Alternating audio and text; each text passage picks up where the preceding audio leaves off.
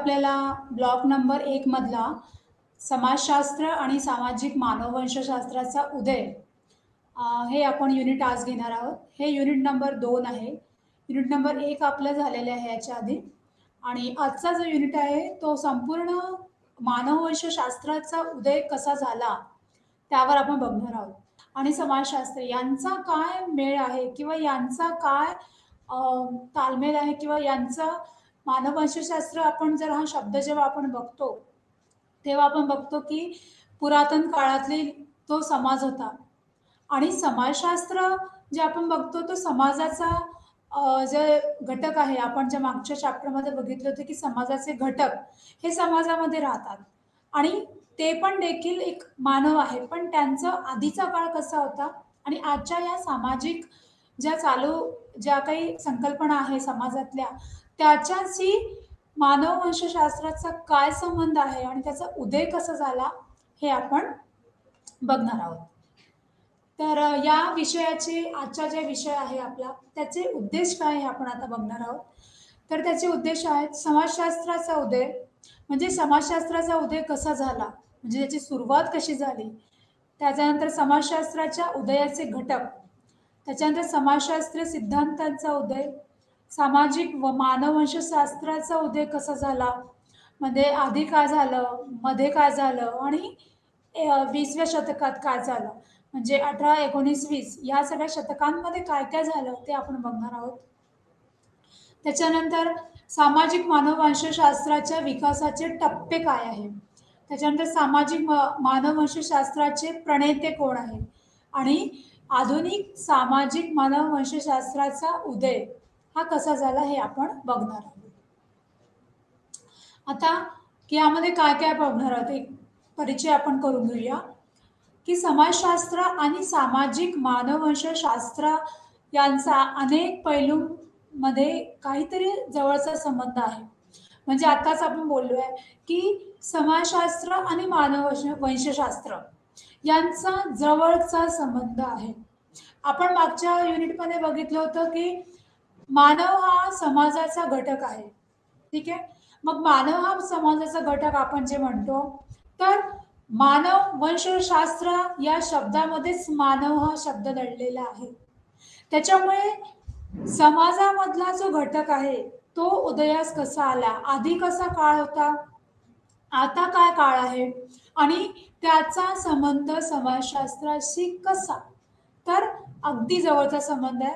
मानव आहे तर समाज आहे, समाज आहे तर त्या समाजाचा काहीतरी इतिहास आहे, त्यामुळे याचा जवळचा संबंध आहे. आता काय म्हटलं पुढं की सामाजिक मानववंशशास्त्र ही समाजशास्त्राची सर्वात जवळची शाखा आहे. जसं मी तुम्हाला आता सांगितलं होतं की समाजशास्त्रासोबत इतर सुद्धा शाखा आहेत, जसं मानसशास्त्र आहे, त्यानंतर पॉलिटिकल सायन्स आहे, त्याच्यानंतर इकॉनॉमी आहे ज्याला आपण अर्थशास्त्र म्हणतो. ठीक आहे, हे सगळे जे शास्त्र आहेत हे शास्त्र देखील या शास्त्रांचा देखील समाजशास्त्राशी संबंध आहे, पण मानववंशशास्त्राचा सगळ्यात जास्त आणि जवळचा संबंध आपण इथे बघणार आहोत की किती जवळचा संबंध आहे. त्यानंतर म्हटले की सामाजिक शास्त्रामध्ये दोन्हीही शाखा तुलनेने तरुण आहेत. तरुण आहेत म्हणजे की त्या नवीन आहेत. ठीक आहे, आपण जरी त्याला म्हणाला जरी त्याची हिस्ट्री आहे पण अजूनही त्यामध्ये जो ताळमेळ आहे अजूनही ते काही संपलं नाही, अजूनही ते तरुण आहे, अजूनही त्याच्यामध्ये नवीन नवीन गोष्टी आपण त्यामध्ये बघत असतो, ज्याला आपण म्हणतो बदल, की प्रत्येक गोष्टीमध्ये आता काही ना काही बदल आपल्याला दिसून येतोय. ठीक आहे, त्यानंतर म्हटलंय की समाजशास्त्राचा उदय शोधणे तुलनेने सोपे आहे, की समाजशास्त्राचा उदय कसा झाला हे अगदी सोपं आहे की समाज कसा घडला, मग समाजातल्या व्यक्तींचं जडणघडण कसं झालं, विकास कसा झाला, एक व्यक्तीचा सर्वांगीण विकास कसा झाला, समाजामध्ये असलेल्या ज्या संस्था आहे आपण ज्या मागे डिस्कस केला होता, जसं विवाह आहे, धर्म आहे, ठीक आहे, शिक्षण आहे, या काय सामाजिक संस्था आहे. तर याचा कसा काय उदय झाला, मग यामध्ये काय चेंजेस झाले, मग प्रत्येक आस्पेक्टमध्ये काही ना काही चेंजेस या काळानुसार या चेंज होतच आहे. तर या जर चेंज होत आहे, तर या चेंज होत आहे म्हणजेच त्यामध्ये काही ना काही नवीन गोष्टी ॲड ऑन होत आहे. त्यामुळे याचा उदय जो आहे ते त्याचा उदय जो आहे त्याचा काय त्याचा अभ्यास आहे तो करणं अगदी सहज सोपं आहे. ते काही टेक्निकल काम नाही आहे. कारण आपण सगळे एक समाजाचा घटक आहोत. त्यामुळे आपल्याच आजूबाजूच्या परिसरामध्ये ज्या संकल्पना चालत असतात, ज्या जडणघडण चालत असतात, ज्या प्रक्रिया चालत असतात, या आपल्या डेली रूटीन लाईफमधल्या असतात.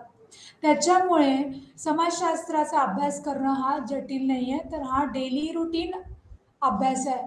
त्यामुळे तो अगदी सोपा आहे. त्याच्यानंतर म्हटलं की सामाजिक मानववंशशास्त्राचा उदय अधिक जटिल आहे. पण त्याच तुलनेने आपण जर मानववंशशास्त्राचा जर विचार केला, तर तो क्लिष्ट आहे, जटिल आहे. ठीक आहे? की की त्यावेळेस कसं काळ होता, इतिहास कसा घडला, त्यावेळेस कशी संस्कृती होती, त्यावेळेस उदरनिर्वाहाचं साधन काय होतं, त्यावेळेस लोकांची टेंडन्सी कशी होती, त्यावेळेस लोकांची संकल्पना कशी होती, दृष्टिकोन कसा होता आणि आता जर समाजाचा विचार जर आपण जर इकडे केला, तर त्यामध्ये बरेच बदल झालेले आहेत. सामाजिक बदल ज्याला म्हणतो, याचा अभ्यास कशामध्ये करतो आपण? समाजशास्त्रामध्ये. पण मानववंशशास्त्रामध्ये जरा समाजशास्त्राच्या मानाने अभ्यास करणं जरा जटिल आहे, कठीण आहे. आता म्हटलंय की समाजशास्त्राचा उदय कसं झाला? समाजशास्त्राचा उदय कसा झाला? की 18व्या-19व्या शतकात पश्चिम युरोपमध्ये जलद आणि गहन बदल झाले. कुठल्या काळामध्ये म्हटलंय मी? 18 आणि 19व्या शतकामध्ये गहन म्हणजे ड्रास्टिक चेंज झालेला आहे. कशात झालेला आहे? तर 18 आणि 19व्या शतकामध्ये. कसा? तर समाजाची समज आणि त्यातही व्यक्तीचे स्थान बदलले. म्हणजे आता आपण बोललो, की समाजाची समज म्हणजे समाजाचा दृष्टिकोन बदलला आहे. विचार करण्याची जी शक्ती आहे किंवा विचार करण्याची जी संकल्पना आहे ती बदललेली आहे. व्यक्तीचं स्थान बदललेलं आहे. आज व्यक्ती जो कंदमुळे खात होता, तो अजूनही खात आहे का? नाही. कारण व्यक्तीचं कुठेतरी एक स्थान बदललं आहे. तो त्यानंतर हळू-हळू गोष्टी शिकत गेल्या, हळू गोष्टी आत्मसात करत गेल्या. शिक्षणाचा प्रभाव त्याच्यावर झाला. ठीक आहे. बाहेरच्या देशातल्या संस्कृतीचा प्रभाव झाला. ज्याला आपण त्या पाश्चिमात्य त्याला म्हणतो सांस्कृतिकीकरण म्हणतो आपण ज्याला म्हणतो. ठीक आहे. संस्कृतीकरणाचा आपल्यावर इफेक्ट झालेला आहे. त्याच्यामुळे कुठे ना कुठे आपल्यामध्ये बदल झालेला आहे. आपलं स्थान बदललेलं आहे. ठीक आहे. जसा काळ बदलेल तसा सामाजिक बदल घडत जातो. जर काळानुसार बदल घडणे हे आवश्यक आहे. जर बदल नसेल तर तिथे विकास अशक्य आहे. त्यामुळे बदल जर असेल तर व्यक्तीचा देखील सर्वांगीण विकास होणे सोपं असतं. त्यानंतर म्हटलं की वैज्ञानिक शोध, है ना? सायंटिफिक रिसर्च झालेले आहे. आता सायंटिफिक गोष्टी सगळ्या झालेल्या आहे. सगळीकडे टेक्नॉलॉजी आलेली आहे. प्रत्येकाच्या हातामध्ये अँड्रॉइड मोबाईल आलेले आहे. इंटरनेट आलेलं आहे. घरबसल्या तुम्ही अख्ख्या जगाची माहिती गोळा करताय. स्वतःच्या नॉलेजमध्ये भर पडत आहे. अपडेट होत आहे. है ना? माणूस काय होत आहे? अपडेट होत आहे. आज मंगळावर जाऊन पोहोचलो आपण. काय झालंय? ही किती मोठी प्रगती आहे, की पृथ्वीवरून तो व्यक्ती आज मंगळापर्यंत पोहोचलेला आहे. किती साऱ्या गोष्टी आपल्यामध्ये आलेल्या आहेत, किती सारे चेंजेस झालेले आहे. प्रत्येक कन्सेप्ट चेंज झालेले आहे. प्रत्येक गोष्टी कोणाला पे जरी करायचं असेल तर फोनपे आलेलं आहे, गुगल पे आलेलं आहे. म्हणजे अगदी हातोहात तुम्ही कोणालाही कुठल्याही गोष्टी एका मिनिटात तुमच्याजवळ येऊ शकते. ऑनलाईन शॉपिंग झालेली आहे, है ना? डिजिटल सगळ्या गोष्टी झालेल्या आहे. तुमच्या हातात सगळं जग आहे. म्हणजे काय आहे? वैज्ञानिक शोध आहे हा. कोणतरी कॉम्प्युटरचा शोध लावला, कोणतरी अँड्रॉइड मोबाईलचा शोध लावला, कोणतरी इंटरनेट आणलेलं आहे, है ना? या सगळ्या ज्या गोष्टी आहेत काय, या पहिले शोधल्या गेल्या आणि त्यामुळे काय झालं की फास्ट म्हणजे कमी वेळात जास्तीत जास्त काम कसं होईल याचा विचार केला गेला आहे. त्याच्यानंतर वैज्ञानिक पद्धतीच्या बाबतीत लक्षणीय प्रगती होत आहे, की विज्ञानामध्ये लक्षणीय प्रगती झालेली आहे. ठीक आहे. आज आपण गुरुकुल पद्धतीने शिकतो का? नाही, आज कोविडमुळे आपण डिजिटल एज्युकेशन सुद्धा घेतात. जसं आज मी इथे तुमच्यासमोर बसली आहे. मी कुठेतरी आहे, तुम्ही लोकं कुठेतरी आहात. पण तरीसुद्धा तुम्ही तुमच्या जागेवरनं तुम्हाला मला भेटायची गरज नाही. तुम्हाला इग्नूला यायची गरज नाही, रिजनल ऑफिसला यायची गरज नाही. तुम्ही जगाच्या कुठल्याही पार्टीवरनं तुम्ही हे लेक्चर ऐकू शकता, अभ्यास करू शकता, तुम्ही तुमची डिग्री कंप्लीट करू शकता. हे कशामुळे घडलं? तर हे वैज्ञानिक पद्धतीमध्ये बदल झाल्यामुळे. है ना? की तुम्हाला आज शिक्षण घेणं इतकं सोपं झालेलं आहे. फक्त इच्छा असायला पाहिजे. है ना? त्यामुळे हे सगळं जे घडलेलं आहे, ते कशामुळे घडलेलं आहे? वैज्ञानिक बदल, सायंटिफिक चेंजेस जे झालेले आहेत, ते याच्यामुळे झालेले आहे. आज अँड्रॉइड मोबाईल कोणाला ऑपरेट करता येत नाही, जर कोणी असं म्हटलं, तर त्या व्यक्तीकडे जरा वेगळ्या नजरेने बघितलं जाईल. अँड्रॉइड मोबाईल कोणी शिकवलं नाही तुम्हाला, तुम्ही ऑटोमॅटिक शिकत गेले. है ना? त्याला काय म्हणतात? बदल. हा बदल अत्यंत आवश्यक आहे. जर आपल्याला काळानुसार आणि काळासोबत जर चालायचं असेल, आपली वाटचाल पूर्ण करायची असेल तर. त्याच्यानंतर म्हटलं की नैसर्गिक शास्त्रे अद्याप नवजात अवस्थेत असूनही भौतिक जगाचा अभ्यास करण्यासाठी पद्धतशीर पद्धती विकसित करण्यास सुरुवात केली आहे. की आता पद्धतशीररित्या सगळ्या गोष्टी सुरुवात झालेली आहे. प्रॉपर प्रोसेसने सगळ्या गोष्टी झालेल्या आहे. नॅचरल जे रिसोर्सेस आहेत त्याचा सुद्धा प्रॉपर वेनी, प्रॉपर प्रोसेसने विचार केला जातो. आता तुम्हाला माहिती आहे ऑर्गॅनिक शेती. शेतकरी पण शेती करायचा. त्या काळात शेती कसा करायचा आणि आता कसं करायचा. आता नांगरणी कशी करतात. आता ट्रॅक्टर आहे. आता वेगवेगळ्या टेक्नॉलॉजी पण शेतीमध्ये आलेल्या आहे. वेगवेगळ्या मशिनरी आलेल्या आहे. आता हाताने पाणी टाकायची गरज नाही आहे. बरेच पाण्याचे रिसोर्सेस आलेले आहे, सोर्सेस आलेले आहे. है ना? की पाणी कसं साठवता येईल. टेक्नॉलॉजी आली आहे. रिसायकलिंग कसं करता येईल. जे पावसाळ्याचं पाणी आहे खराब, जे नॅचरल आपल्याला मिळतं, ते उन्हाळ्यात नंतर काही काळानंतर कसं त्याचं रिसायकल करून वापरता येईल, जेणेकरून दुष्काळ नको. हे सगळं काय आहे? तर हे सगळं काय आहे? It's a process. It's a technical adoption. है ना? की तुम्ही जोपर्यंत टेक्नॉलॉजी अडॉप्ट करणार नाही, तोपर्यंत तुम्ही तुमच्या कामामध्ये यश साध्य करता येणार नाही. तुम्ही कॉम्पिटिशनला उतरू शकणार नाही. त्यामुळे you should be a learner. तुम्ही नेहमी लर्नर असायला पाहिजे, की अपडेट असायला पाहिजे, की जगात काय सुरू आहे. जगात कुठल्या नवीन गोष्टी येत आहे, कुठल्या नवीन गोष्टी आपण अपडेट करायला पाहिजे. कुठले नॉलेज आपण गेन करायला पाहिजे. त्याच्यानंतर म्हटलेलं आहे, की वैज्ञानिक आणि तांत्रिक प्रगतीमुळे वैज्ञानिक आणि तांत्रिक पद्धतीमुळे काय झालंय, की पारंपरिक ग्रामीण कृषी समाजापासून आधुनिक शहरी औद्योगिक समाजात परिवर्तन झाले आहे. आताच आपण बोललेलं आहे, की ग्रामीण कृषी समाजामध्ये बरेच चेंजेस आलेले आहेत. की आधी कशी नांगरणी केल्या जात होतं, आधी कसं पीक काढलं जात होतं, म्हणजे त्या गोष्टीला वेळ लागायचा आणि त्या गोष्टीचं पाहिजे तसं बेनिफिट मिळायचं नाही शेतकऱ्यांना. त्या काळात भरपूर 200-300 एकर वगैरे शेती राहायची. एवढ्या मोठ्या लँडचं करायचं काय? नॉलेजच नाही. Lack of knowledge. त्याच्यामुळे आता काय झालेलं आहे, की आता औद्योगिकरित्या म्हणजे शहरी औद्योगिक समाजात सुद्धा चेंजेस झालेले आहे, परिवर्तन झालेले आहे. ग्रामीण कृषी समाजापासून.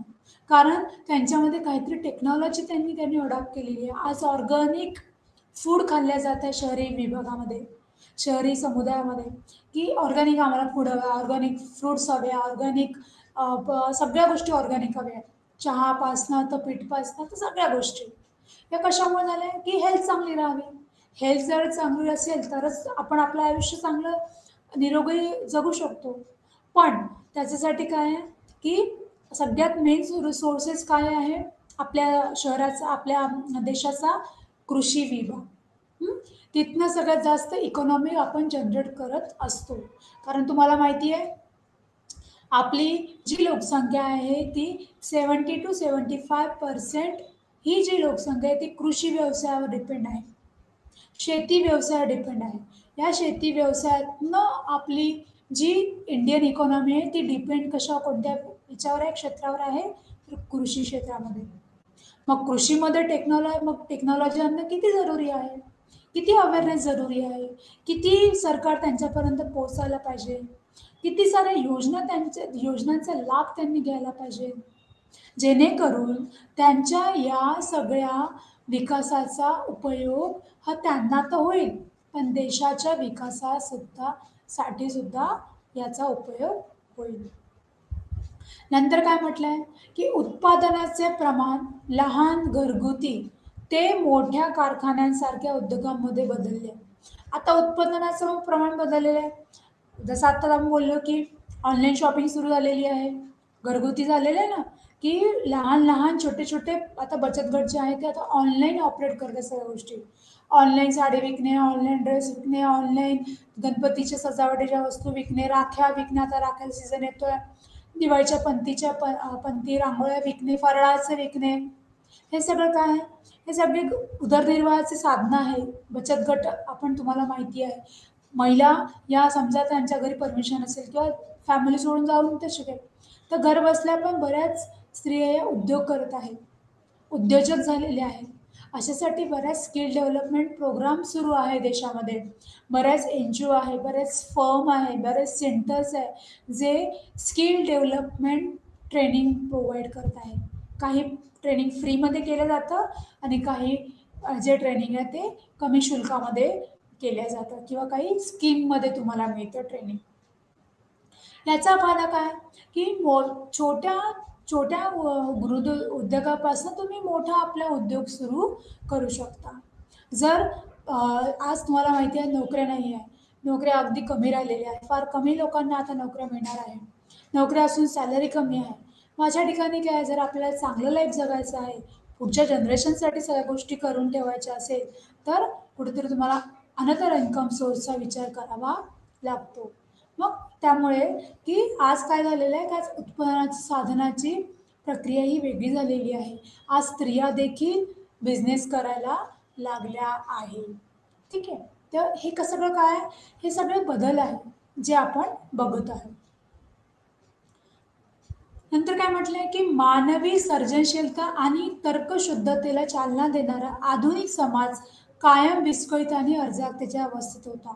आधी काय होतं, की नेहमी कन्फ्युजन राहायचं. काय करायचं, काय नाही करायचं, काय योग्य, काय नाही योग्य, की कुठेतरी कॉम्प्लिकेशन ज्याला म्हणतात, त्यामध्ये आपण कुठेतरी अडसरलो होतो. काय करू, काय नको करू. पण आज अशी परिस्थिती आहे, की आज सगळ्या गोष्टी ओपन आहेत. आज आपल्याला ओपन युनिव्हर्सिटीचे फायदा आहे. आज आपल्याला डिस्टन्स एज्युकेशनचा फायदा आपण घेऊ शकतो. डिग्री घेऊ शकतो जर कोणाला शिकायची इच्छा असेल, पण लग्न लवकर झालं असेल, तर डिस्टन्स एज्युकेशनची पण सोय-सवलती आहे. त्याला त्यामध्ये अडकून राहायची गरज नाही. त्याला त्याचा जो काही शिक्षणाचा अधिकार आहे, तो त्याला नक्की मिळणार. हे सगळे काय आहे? हे सगळे बदल आहे, जे आपल्याला बघायला मिळतात. पूर्वीच्या स्थिर आदेशांची जागा नव्याने घेतली जात होती. आता पूर्वीच्या ज्या गोष्टी आहेत, त्या जुन्या परंपरा, जुन्या रूढी, ठीक आहे, चालीरीती, या सगळ्यांची जागा काय घेतलेली आहे? आधुनिकतेने घेतलेली आहे. नवीन विचारांनी घेतलेली आहे, टेक्नॉलॉजीने घेतलेली आहे. ठीक आहे. या सगळ्या गोष्टींचा ताळमेळ आपल्याला, सगळ्या गोष्टींचा विचार आपण आज करतो आहे. आधी असं नव्हतं. आधी जे पुराणतम काळापासून पिढ्यानपिढ्या जे सुरू आहे बाबा, तेच समोर न्यायचं. पण आता मात्र आधुनिक गोष्टी आल्यामुळे आणि शिक्षणामुळे बरेच लोकं आता आपल्या पायावर उभी झालेली आहे. इव्हन मुलीसुद्धा आपल्या पायावर पहिले उभी होतात आणि मग पुढे सगळ्या गोष्टी करतात. है ना? त्याच्यानंतर काय म्हटलंय, की या बौद्धिक आणि सामाजिक बदलांच्या पार्श्वभूमीवर एक वेगळी शाखा उदयास आली आहे.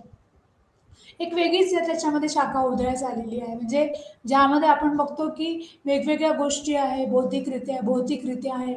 या सगळ्या गोष्टीमध्ये काय झालेलं आहे, समाजामध्ये आपल्याला चेंज दिसतो आहे, की प्रत्येक शास्त्रामध्ये चेंज झालेला आहे. प्रत्येक अप्रोच मानवाचा हा बदललेला दिसतोय. आपल्याला ज्या जुन्या परंपरा, रूढी आपल्यावर ज्या थोपवल्या जात होत्या, त्या आता आपण त्या पद्धतीने विचार करतो, की खरंच त्या योग्य आहे का? एक लिमिटपर्यंत आपण फॉलो करतो. पण त्याचा त्रास जर आपल्या विकासावर होत असेल किंवा आपल्याला त्रास होत असेल किंवा विकास कुठेतरी खुंटत असेल किंवा बाकी सगळ्या गोष्टींचं नुकसान असेल, तर आपण त्या गोष्टीला बायकॉट करतो आणि नवीन आधुनिक गोष्टींना ॲक्सेप्ट करतो आणि इम्प्लिमेंटेशन करतो. ठीक आहे. आता वैज्ञानिक क्रांती. कशी झाली वैज्ञानिक क्रांती, कशी होती, म्हणजे काय झालं एक्झॅक्टली, काय काय आपली क्रांती कशी झाली, है ना? की काय म्हटलेलं आहे की 14व्या ते 16व्या, काय म्हटलेलं आहे, 14व्या ते 16व्या शतकाच्या पुनर्जागरण काळात वैज्ञानिक क्रांती घडून आणली आहे, है ना? की वैज्ञानिक क्रांती ही हळू घडून आली आहे. लवकर घडून आली का? आधी टेलिफोन होते, अगदी छोटे जे काळे फोन राहायचे ते आले. त्याच्यानंतर छोटे छोटे मोबाईल आले, अगदी छोटे, विदाऊट अँड्रॉइड. नोकियाचा मोबाईल, रिलायन्सचा मोबाईल, है ना, मोटोरोलाचा मोबाईल, असे छोटे छोटे मोबाईल आले. मग हळूहळू हळूहळू त्याच्यापेक्षा सॅमसंगचा मोबाईल आला. त्याच्यानंतर आयफोन आले, है ना. त्यांचे वन प्लस आले. हे सगळे हळूहळू काय झाले, हळूहळू आले ना प्रोसेसमध्ये. आता आयफोनमध्ये तुम्हाला माहिती आहे व्हर्जन चेंज होतात नेहमी. प्रत्येक वर्षी तो आयफोनवाला एक एक स्टेप समोर जातो. प्रत्येक वर्षी, प्रत्येक वर्षी. का? त्याच्यामध्ये नवीन नवीन टेक्नॉलॉजी टाकतो तो, नवीन नवीन ॲप ॲड करतो. भरपूर गोष्टी जसं टेक्नॉलॉजी चेंज झाली तसे त्याच्या मोबाईलमध्ये चेंजेस होतात. म्हणजे किती अपडेट असावं माणसाने. सो ही जी क्रांती आहे, ही क्रांती आपल्याला काळानुसार दिसत आहे. शतकानुसार दिसत आहे, की 14वा ते 16वा काळ जो होता तो कसा होता. हा ना, शिवाजी महाराजांचा काळ कसा होता, त्याच्यानंतर काळ कसा होता, मग लोकमान्य टिळक महात्मा गांधी यांचा काळ कसा होता, अटल बिहारी वाजपेयींचा काळ कसा होता, अब्दुल कलामजींचा काळ कसा होता, आणि आता मोदीजींचा काळ कसा आहे, है ना. तर ही सगळी जी आहे ही काय आहे, हा आपला अगदी step by step process wise आपल्या देशाचा विकास झालेला आहे. संस्कृतीकरण झालं आहे, पाश्चिमात्यीकरण झालेलं आहे. ठीक आहे. या सगळ्या गोष्टीचा आपल्याला आपल्या आपल्या विकासावर इफेक्ट होतो. जनरेशन टू जनरेशन यामध्ये घडत आहे. त्याच्यानंतर काय म्हटलंय, की जी मनुष्य आणि निसर्गाविषयीच्या नवीन वृत्तीने चिन्हांकित होतात, की जे मनुष्य आणि निसर्गाविषयी जे आहे, निसर्ग आणि मनुष्य यांचा अगदी जवळचा संबंध आहे. ठीक आहे. आता ज्याला म्हटलं मी, की आपण निसर्गाशी जर आपण किलवाड केला किंवा आपण जर काही केलं तर निसर्ग आपल्याला तो येईल, त्रास देईल, है ना. जसं आता ज्यामध्ये अर्थक्वेक आपण ज्याला म्हणतो, है ना, फ्लड ज्याला म्हणतो, ह्या सगळ्या गोष्टी काय आहे, की निसर्गाच्या विरुद्ध ह्या सगळ्या गोष्टी व्हायला नको. निसर्ग हा खूप महत्त्वाचा आहे. निसर्ग आहे तर आपण आहे. निसर्गच नसेल तर आपण राहू का? पॉसिबलच नाही. निसर्ग असेल तर शेतामध्ये पीक येईल. निसर्गाने जर धोका दिला तर शेतातलं पीक सगळं वाहून जाईल किंवा सगळं बाढ येईल सगळीकडे, है ना. आणि त्याच्यामुळे महागाई वाढेल. त्याचा इफेक्ट काय होईल, इकॉनॉमिकवर होईल. इकॉनॉमिक तर लोकांच्या मेंटॅलिटीवर होईल. स्ट्रेस, टेन्शन, या सगळ्या गोष्टींचं एकमेकांशी रिलेशन आहे. ठीक आहे. नैसर्गिक वस्तू जवळून निरीक्षण आणि प्रयोगाचा विषय बनले आहे. ज्या नॅचरल गोष्टी आहे आपल्याला त्या एक ज्यावर आपण रिसर्च करतो. आता कोणी पाण्यावर रिसर्च करत आहे, कोणी कचऱ्यावर रिसर्च करत आहे.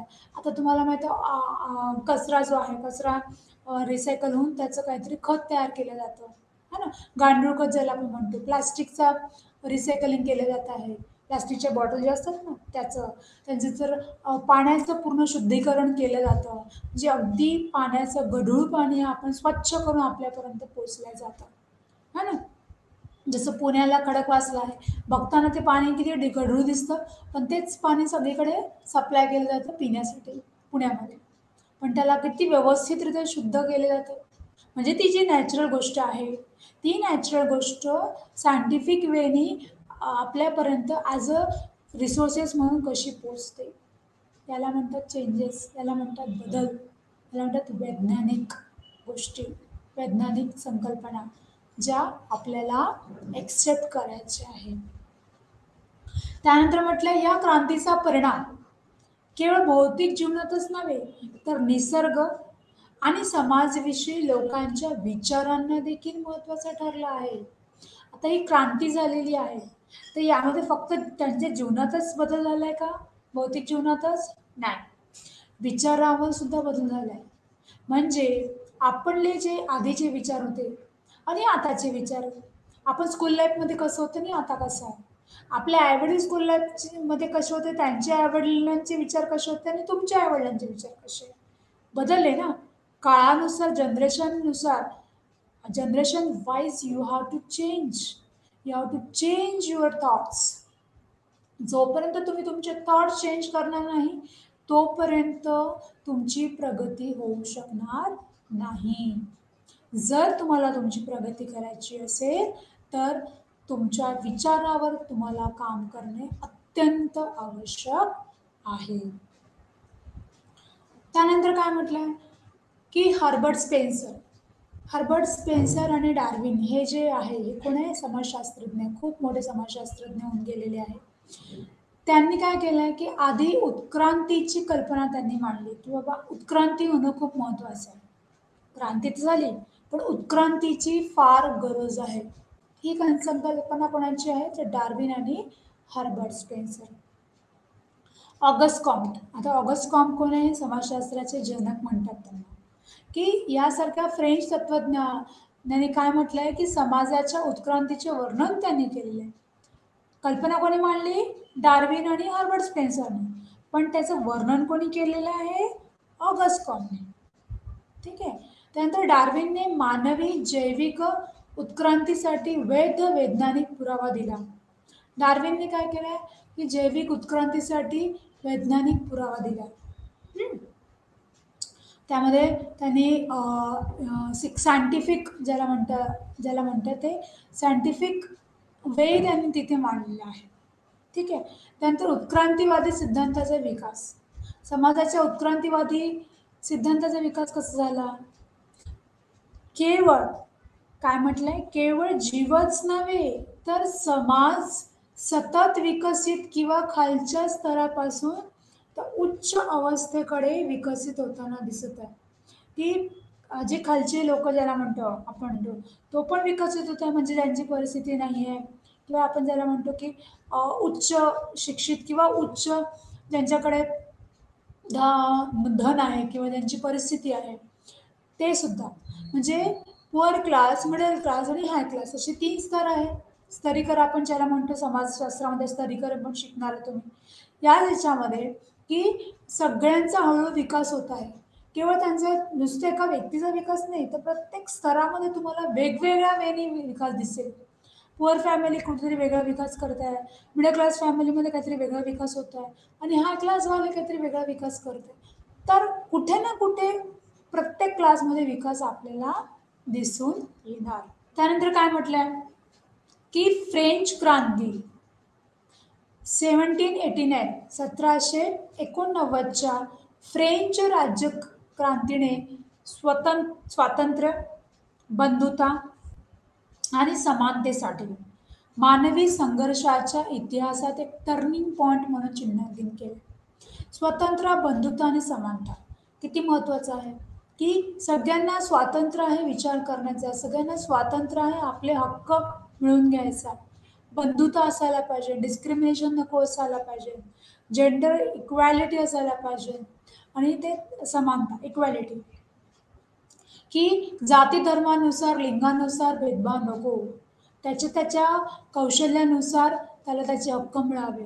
मग ती नोकरी असो, मग ते शिक्षण असो, की आरोग्याच्या सोयीसवलती असो, त्याला प्रत्येकाला आपलं जीवन जगण्याचा हक्क आहे. ठीक आहे. तर मानवी संघर्षाच्या इतिहासात एक जो संघर्ष होत होता आधी जेंडर डिस्क्रिमिनेशन व्हायचं, मेल फिमेल डिस्क्रिमिनेशन व्हायचं, जातीनुसार भांडणं व्हायचे त्या काळात, है ना. ब्राह्मण, क्षुद्र असं काहीतरी ते आधी खूप जरा भेदभाव असायचा. पण आता कसं झालेलं आहे, आता इक्वॅलिटीवर सगळ्यात जास्त आपण काम करतो. इक्वॅलिटी म्हणतो, जेंडर इक्वॅलिटी एक सब्जेक्ट आहे आता अभ्यासासाठी, है ना. जेंडर इक्वॅलिटीवर मोठमोठ्या कॉन्फरन्सेस चालतात, वेगवेगळे वर्कशॉप चालतात, जेंडर इक्वॅलिटीवर डिप्लोमाज आहेत, कोर्सेस आहे. का? कारण समानता ही अत्यंत आवश्यक आहे. कारण आज मुलगा आणि मुलगी किंवा ट्रान्सजेंडर सुद्धा, यांना सुद्धा एक हक्क आहे जीवन जगण्याचा, त्यांना सुद्धा राईट्स मिळाले आहे. सुप्रीम कोर्टामधनं त्यांनी त्यांचे राईट्स मिळवून घेतलेले आहे. त्याच्यावर बरेच मूव्ही आलेले आहेत. आत्ताच एक नवीन मूव्ही येतोय सुष्मिता सेनचा, नक्की बघा. तर या सगळ्या गोष्टींमध्ये काय झालेलं आहे, की लोकांमध्ये अवेअरनेस असणं खूप जरुरी आहे. काय म्हटलंय नंतर, की या क्रांतीचे महत्त्वाचे योगदान आहे क्रांतीने आणलेले दूरगामी बदल होते. की जे काही बदल झालेले आहे, क्रांती झाली, पण काय झालेलं आहे, की त्याच्यामध्ये काही बदल असायला पाहिजे ना. दूरगामी बदल असणं खूप जरुरी आहे. जर बदलच नसेल, तर त्या गोष्टीला ती संकल्पना संकल्पना व्यवस्थित राहील का? नाही राहणार. जसे होते आधी विचार तसेच, जसा विकास आधी झाला आहे तसाच राहील. नाही. बदल खूप महत्त्वाचा आहे. आज प्रत्येक दिवशी काही ना काही चेंजेस होत आहे. प्रत्येक दिवशी टेक्नॉलॉजी चेंज होते आहे. प्रत्येक दिवशी. ठीक आहे. त्या टेक्नॉलॉजीचा आपल्याला काय फायदा होईल? कोणीतरी आता मोबाईलमध्ये काहीतरी अजून अपडेट गोष्टी यायसाठी अजून काहीतरी कोणतरी रिसर्च करत आहे. ते आपल्यापर्यंत येईल. नक्की येईल. लवकर येईल. पण त्यांचे अजूनही रिसर्च सुरूच आहे. अजून काही नक्की काही करता येईल का? अजून काही करता येईल का? आणि हे न थांबणार आहे. ठीक आहे. त्याच्यानंतर या क्रांतीदरम्यान निर्माण झालेल्या विचारांचा भारतावर प्रभाव होता. या सगळ्या विचारावर प्रभाव कोणाचा झाला? फ्रेंच याचा भारतावर झाला. भारतामध्ये सगळ्यात जास्त लोकसंख्या वाढत आहे, दिवसेंदिवस वाढत आहे. ठीक आहे. आज आपण करोडो 140 पर्यंत पोहोचलेलो आहे. की या सगळ्या गोष्टीचा प्रभाव आपल्या देशावर झाला होता, या क्रांतीचा. त्याच्यानंतर स्वतंत्र, बंधुता आणि समानता यासारख्या कल्पना जे आता भारतीय राज्यघटनेच्या प्रस्तावनेचा एक भाग बनतात. त्यांचे मूळ कुठून आले? फ्रेंच राज्यक्रांतीचे आहे. मी राज्यघटना वाचली आहे. पॉलिटिकल सायन्स आहे तुम्हाला सब्जेक्ट. पॉलिटिकल सायन्समध्ये राज्यघटना तुम्हाला माहीत पाहिजे, की ज्यामध्ये स्वातंत्र्य, समता, बंधुता उल्लेख झालेला आहे. ठीक आहे. याचा उल्लेख कुठून आलेला आहे, याची कन्सेप्ट जी आहे, याची हिस्ट्री काय आहे, तर ही आहे की याची जी मूळ जी कन्सेप्ट आहे ती फ्रेंच राज्यक्रांतीमुळे ही कन्सेप्ट आपण जोपासली आणि ही कन्सेप्ट आपण ॲक्सेप्ट केली आणि ती आता इम्प्लिमेंट करतो आहे. ज्याचं डॉक्टर बाबासाहेब आंबेडकरांनी याचा इनिशिएटिव्ह घेतला आणि त्या गोष्टी ज्या गोष्टी आहेत त्या गोष्टी आपल्याला आता कॉन्स्टिट्यूशनमध्ये दिसत आहे. ठीक आहे. त्याच्यानंतर काय म्हटलं आहे, की आंतरसंबंधित घडामोडींच्या संचाला संदर्भित करते. आंतरसंबंधित घडामोडी. ठीक आहे. पाश्चात्य जगाच्या मोठ्या प्रमाणावर कृषी प्रधान व्यवस्थेतून मोठ्या प्रमाणावर औद्योगिक व्यवस्थेत परिवर्तन झालेले आहे. आता कृषीप्रधान व्यवस्था जी होती त्याचा परिणाम कशावर झालेला आहे? इंडस्ट्रियलायझेशनवर झालेला आहे. कृषीमध्ये जर चेंजेस झाले तर कशामध्ये चेंजेस होईल? प्रॉडक्टिव्हिटीमध्ये चेंजेस होईल. प्रॉडक्टिव्हिटीमध्ये चेंजेस झाला तर बट ऑफिस डिमांड वाढेल, सप्लाय वाढेल. ओके. सो हा चेंज एक नाही तर ही पूर्ण काय आहे? चेन आहे. एकाचं दुसऱ्याचं तिसरा डिपेंड असतं. प्रत्येकांची ही एकाची डेव्हलपमेंट झाली तर बाकीच्या लोकांची डेव्हलपमेंट ॲटोमॅटिक होतं. त्यानंतर काय म्हटलं, की औद्योगिक क्षेत्र, ही एकच घटना आंतरसंबंध घडवून आणणाऱ्यांच्या संचाचा संदर्भ देत आहे. की आंतरसंबंध खूप महत्त्वाचे आहे. जोपर्यंत रिलेशनशिप जी मेंटेन करणार नाही आपण, औद्योगिक क्षेत्र आणि औद्योगिक ज्या गोष्टी आहेत, या सगळ्या ज्या घटना आहेत त्या आंतरसंबंध घडवून आणणाऱ्याच्या संचाचा संदर्भ देत आहे. की इंडस्ट्रियलायझेशन वाढलं. आपण बाहेरच्या देशाचं जे आपण त्याला म्हणतो आयात निर्यात जे वाढलेलं आहे, है ना? आपण काही गोष्टी आयात करतो, काही गोष्टी निर्यात करतो. आपल्या इथे काही गोष्टी कॉटन आहे, कॉटन आपण दुसरीकडे घेतो. ऑइल आपण दुसऱ्यांकडनं अरबियन ज्या कंट्री आहे तिथनं आपण ऑइल मागवून घेतो. ठीक आहे. आपल्या इथले फुलं जे आहे, आपल्या इथले फ्रुट्स आहे, आपल्या इथले समजा संत्रा आहे, केळी आहे, हे दुसरीकडे सप्लाय होतो. पंजाबमधला जो आहे तांदूळ तो दुसरीकडे आपण सप्लाय करतो आहे. ठीक आहे. कोळसा आहे. ठीक आहे. बऱ्याच ज्या गोष्टी आहेत त्याचं काय होतं आता आयात निर्यात होत्या. म्हणजे काय आपण दुसऱ्या देशाशी सुद्धा आंतरसंबंध प्रस्थापित करतो आहे. आता आपले जे PM आहेत इतर देशांच्या लोकांसोबत भेटतात. का भेटतात? की आपले त्यांचे रिलेशनशिप डेव्हलप व्हायला पाहिजे. त्यांच्या इथल्या काही टेक्नॉलॉजी आपल्या इथे कशा आणता येईल, आपल्या इथल्या काही गोष्टी त्यांना कशा पुरवता येईल, हे काय आहे? इंडस्ट्रियलायझेशन. या सगळ्या टेक्नॉलॉजीमध्ये जर आपल्याला प्रगती करायची असेल तर दुसऱ्या देशामध्ये काय बाबा पीक होतंय का? दुसऱ्या देशाचा काय आपल्याला फायदा घेता येईल का? आपला काय त्यांना फायदा देता येईल का? ह्याला काय म्हणतात? हे आंतरसंबंध आहे. ठीक आहे? त्यानंतर काय म्हणतात की युरोपमध्ये विशेषतः इंग्लंडमध्ये नवीन प्रदेशांचा शोध, व्यापार आणि वाणिज्य वाढ आणि परिणामी शहरांच्या वाढीमुळे वस्तूंच्या मागणीत वाढ झाली. की त्यामध्ये काय आलं की वेगवेगळ्या गोष्टींचा रिसर्च झाला, शोध झाला, व्यापार वाढले, व्यापार करण्याची पद्धत आधी कशी होती आणि आता कशी आहे, है ना? वाणिज्य वाढ झालाय की यामध्ये आता त्या गोष्टी अकाउंटच्या ज्या गोष्टी आता आधी टॅपिंग करायचं, टायपरायटरवर करायचं, आता कम्प्युटराईज झाल्या सगळ्या गोष्टी. पटकन एका मिनिटात एका क्लिपमध्ये आपण कोणालाही मेल करू शकतो. इथून बसल्या बसल्या आपण सगळ्या गोष्टी इथून प्लॅन करतो आणि ते हँडल करतो. एखाद्या फॉरेनला काही मेल करायचं असेल, आज कॉन्फरन्स आहे, व्हिडिओ कॉन्फरन्सिंगने आपण सगळ्यांशी बोलतो.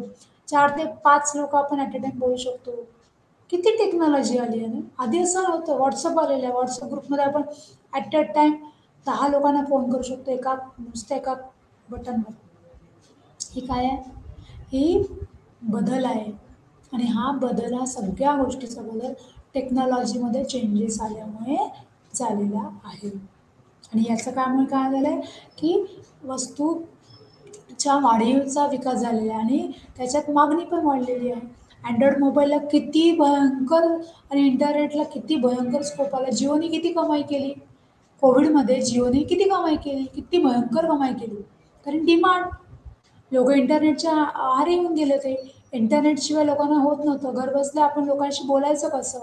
व्हिडिओ कॉल करायचे एकमेकांसोबत. व्हिडिओ कॉलनी सगळ्या गोष्टी काम केलेलं आहे. व्हिडिओ कॉल करून सगळ्या गोष्टी झालेल्या आहे. डिजिटल एज्युकेशन केलं आहे. बऱ्याच लोकांनी ऑनलाईन एज्युकेशन करून डिग्री कंप्लीट केलेली आहे. हे काय? डिमांड. इंटरनेट लावणं जरुरी आहे घरी जर तुम्हाला एज्युकेशन करायचं. म्हणजे लहान बाळापासनं, मुलापासनं, पहिल्या वर्गापासनं तर हायर एज्युकेशन. सगळ्यांनी आपल्या घरी इंटरनेट बसवलं. नसेल तर इंटरनेट घ्यावंच लागलं. काळाची गरज. हा काय आहे? बदल. बदल झाला ना. त्याच्यामुळे काय झालं? प्रोडक्टिव्हिटी झाली. प्रोडक्टिव्हिटी वाढल्यामुळे डिमांड वाढली. डिमांड वाढल्यामुळे सप्लाय झालं. ठीक आहे. तर या सगळ्या गोष्टी जेव्हा होतात, बदल होतात, तेव्हा या सगळ्या गोष्टीचा आपल्याला फायदा होत असतो. त्याच्यानंतर या प्रणालीमध्ये काय झालंय, काहींना खूप फायदा झाला, तर बहुसंख्य दीर्घतास काम केले. आता कोविडचं एक्झाम्पल इथे सूट होतं. खूप लोकांनी कोविडचा फायदा घेतला, पण खूप लोकांनी काय केलं, घरी राहून फक्त आराम केला. जाऊ दे, नोकरी नाही, काही नाही, काय करायचं, बसा घरी. खूप लोकांनी डिजिटल एज्युकेशन घेतलं. खूप लोकांनी डिस्टन्स एज्युकेशनला ॲडमिशन घेतली. बरेच लोकांनी ऑनलाईन कोर्सेस केले. बरेच लोकांनी ऑनलाईन काउन्सिलिंग सुरू केलं. स्वतःचं कन्सल्टन्सी सुरू केली. बरेच लोकांनी ऑनलाईन लर्निंग दिलं. सॉफ्ट स्किल ट्रेनिंग सुरू केले. आर्टिस्ट बनले. बरेच लोकांनी डान्स, कुकरी शोमध्ये बरेच लोकांनी आपलं करिअर केले त्याच्यामध्ये. यूट्यूबवर आपले व्हिडिओ टाकत गेले. चार्ट वाढलं. त्याच्यानंतर त्या त्या बऱ्याच लोकांनी रील तयार केले. ते बऱ्याच लोकांनी कमाई केली यूट्यूबवर, है ना? बऱ्याच लोकांनी आपले छोटे-छोटे कॉमेडी व्हिडिओ तयार केले आणि ते व्हायरल केले आणि त्याच्यामुळे पैसे कमवले. म्हणजे बघा, चेंजेस किंवा टेक्नॉलॉजीचा फायदा आणि गैरफायदा दोन्ही होतो. बऱ्याच लोकांनी गैरफायदा पण घेतला. बऱ्याच लोकांनी या सगळ्या गोष्टीचा मिसयूज पण केला टेक्नॉलॉजीचा. आपला वेळ घालवला. ठीक आहे. तर डिपेंड. काही लोकांना खूप फायदा झाला. आता बरेच लोक वर्क फ्रॉम होम कोविडपासून करतात. अजूनही वर्क फ्रॉम होमच मिळालं त्यांना. कंपनीचे इलेक्ट्रिक बिल वाचताय ना बाबा. कंपनीचे इलेक्ट्रिक बिल वाचताय, मेंटेनन्स वाचताय. ते म्हणतात बाबा काम होत आहे ना, तुम्ही इथे बसून इथला आम्ही तुम्हाला लॅपटॉप देत होतो, तुम्ही तुमचा लॅपटॉप घ्या, घरी काम करा, सॅलरी एवढीच मिळेल. कंपनीचा फायदा. काम मिळत आहे. कंपनीचं जे मेंटेनन्सला खर्च लागत होतो तो त्यांचा वाचतोय. तेवढंच त्यांचं इन्कम आहे. आणि एम्प्लॉईला बरं आहे. घरून निघायची गरज नाही. घर बसल्या मस्त आरामात, मस्त सगळ्यांसोबत, मुलांसोबत राहून आपण आपलं काम करू शकतो. तर बरेच आता वर्क फ्रॉम सुरू झालेले आहे. एक दिवस जाणे, एक दिवस नाही जाणे किंवा बरेच लोकं फुल टाईम झालेले आहे या सगळ्या गोष्टीचं. सो हा सगळा चेंजेस आहे. त्याच्यानंतर अर्थव्यवस्थेत भांडवलशाही उत्पादन पद्धतीत बदल झालेला आहे. ठीक आहे.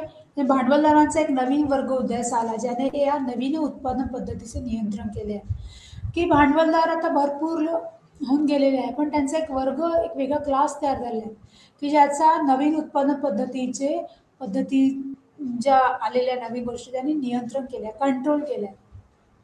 कोणी कोणाची आपली मनमानी करणार नाही आता. सगळ्यांना सगळं अवेअरनेस आलेलं आहे. का? टेक्नॉलॉजी, चेंजेस, आधुनिक बदल. या क्रांतीमुळे समाज हाताने बनवलेल्या वस्तूंच्या, जुन्या काळापासून यंत्रनिर्मित वस्तूंच्या नव्या युगात गेलेला आहे. ठीक आहे. आता नव्या जुन्या ज्या गोष्टी राहायच्या, ओल्ड इज गोल्ड ज्याला म्हणतो आपण, की जुन्या ज्या गोष्टी त्याला मॉडिफाय करून आपण नवीन त्याला डिझायनर कसं करता येईल, त्याला डिझायनर लुक कसं देता येईल, ही आता टेक्नॉलॉजी आलेली आहे. है ना. आता जुन्या फॅशन आलेल्या आहे, जुन्या हिरोईन्सच्या ज्या पॅटर्ननी साड्या किंवा राहायचं ते आता परत आलेले आहे. आदिवासी काळामध्ये जसं ज्या गोष्टी होत्या, ज्या कोरीव काम केलेल्या ज्या गोष्टी होत्या त्या आता इंटेरियर म्हणून वापरतात. इंटेरियरमध्ये जुन्या गोष्टी आता वापर केला जातो.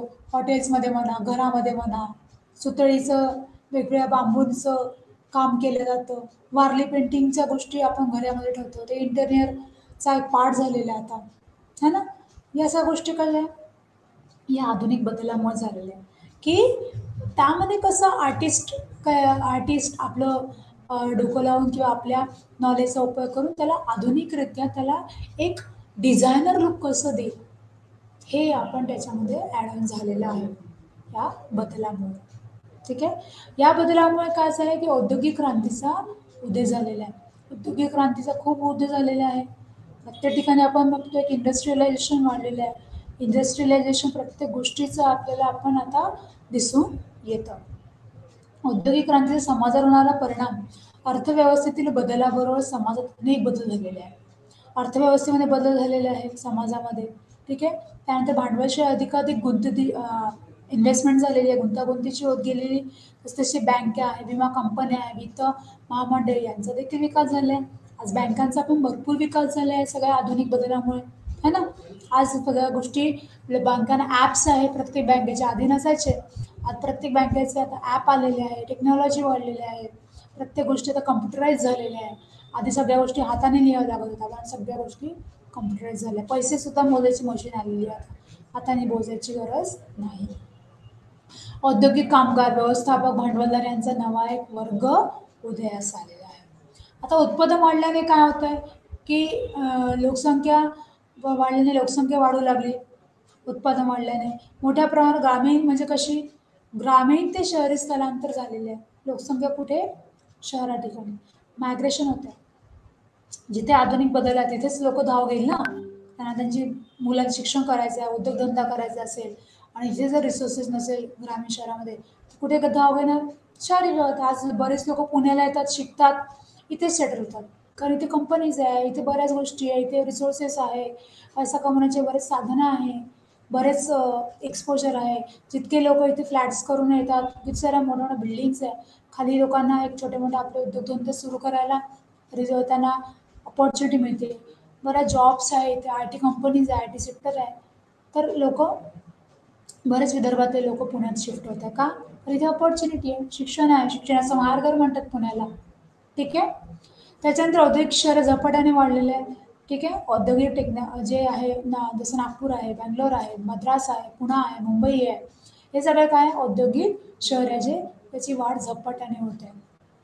ही औद्योगिक शहरे प्रचंड सामाजिक आर्थिक विषमतेने चिन्हांकित होती.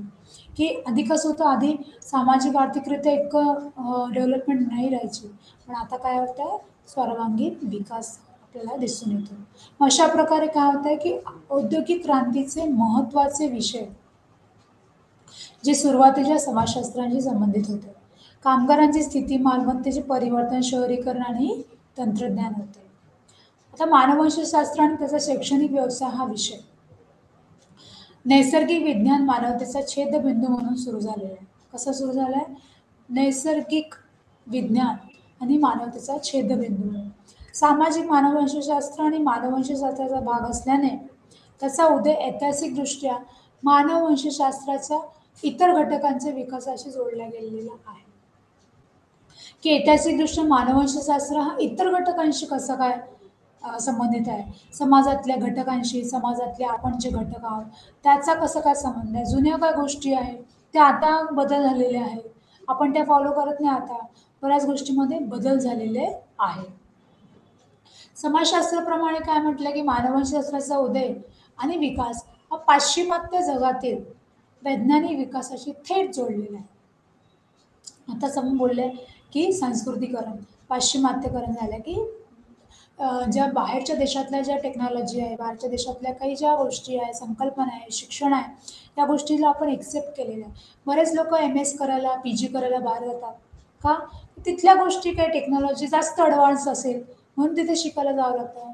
तिथे जास्त पैसा मिळत असेल काही काही कंपनीमध्ये, तिथे मुलं जॉब करायला जातात. तिथे काय गोष्टी आहे उद्योगधंदे आहे. जसं आता अनिल अंबानी, त्यांनी MBA तिथने आपल्या मुलांना तिकडनं करून घेतलं, पण काम इथे करतात, म्हणजे तिकडचे काही गोष्टी जे शिकून इथे इम्प्लिमेंट करतात. सो पाश्चिमात्य गोष्टीचा पण आपण विकास म्हणजे करायसाठी वापरतो. आधुनिक सामाजिक मानववंशशास्त्राचा उदय. आधुनिक सामाजिक मानववंशशास्त्राचा उदय प्रामुख्याने कोणी केलाय? ब्रॉन्सिला मॉली मालिनोस्की आणि AR यांच्या योगदानाने झाला. ठीक आहे. रॅडक्लिफ ब्राउन, मार्सेल मॉस हे फ्रान्समधील आधुनिक सामाजिक मानववंशशास्त्राचे प्रणेते त्यांना म्हणतात. कोणाला म्हणतात? मार्सेल मॉस. बॉन्सिलाने जे आहे हे सर्वात प्रसिद्ध सामाजिक मानववंशशास्त्रापैकी एक आहे. कोण? बॉन्सिला. ब्रॉन्सिला यांचं नाव महत्वाचं लक्षात ठेवायचं. त्याला सामान्यतः आधुनिक सामाजिक मानववंशशास्त्राचे संस्थापक देखील मानले जाते. ठीक आहे. आधुनिक सामाजिक मानववंशशास्त्रात त्यांचे मुख्य योगदान आहे, खूप जास्त मोठं योगदान जर असेल तर ब्रॉन्सिला यांचं. जे समाजशास्त्र आणि सामाजिक मानववंशशास्त्र असतं त्यांनी जो उदय केलेला आहे तो कोणी केलेला आहे? ब्रॉन्सिला मालिनोव्स्कीनी. ठीक आहे. मानववंशशास्त्र एक शिस्त म्हणून उदयास आलेले आहे. हे देखील व्यावसायिक संघटनाच्या निर्मितीद्वारे मोजले जाऊ शकते की व्यावसायिक संघटनाची निर्मिती कशी झाली हे देखील आपण मानववंशशास्त्राच्या द्वारे आपण जे काही उदय झाले त्यावर आपण मोजू शकतो. त्याच्यानंतर 1837 मध्ये काय झालं की स्थापन झालेली आदिवासी संरक्षण संस्था ही पहिली मानववंशशास्त्रीय संघटना होती. कुठली? 1837. आता 1837 मध्ये जी होऊन गेली त्याला म्हणतात मानववंशशास्त्रीय संघटना.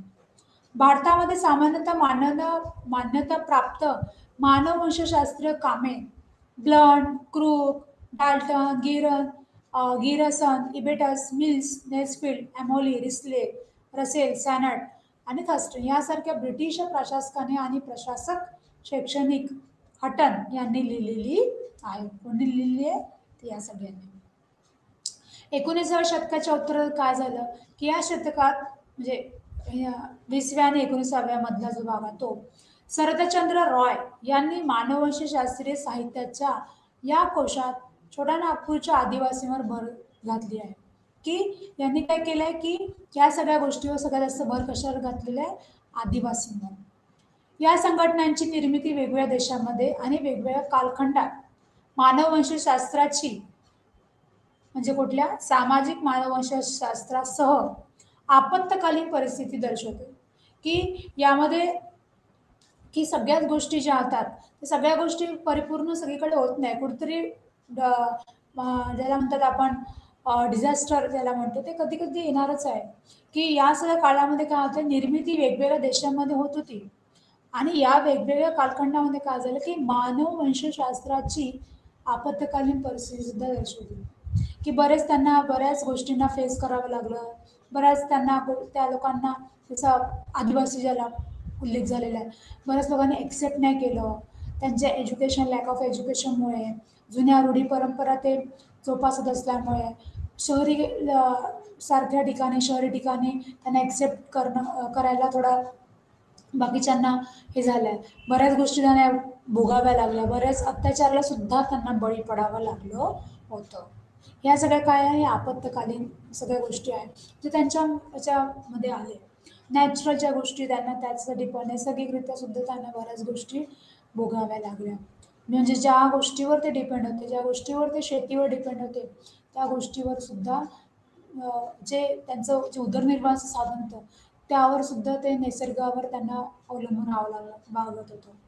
आणि त्यामध्ये सुद्धा त्यांना आपत्कालीन त्यांच्यामध्ये त्या सगळ्या गोष्टी त्यांना फेस कराव्या लागल्या आणि याचा इफेक्ट त्यांच्या विकासावर झाला.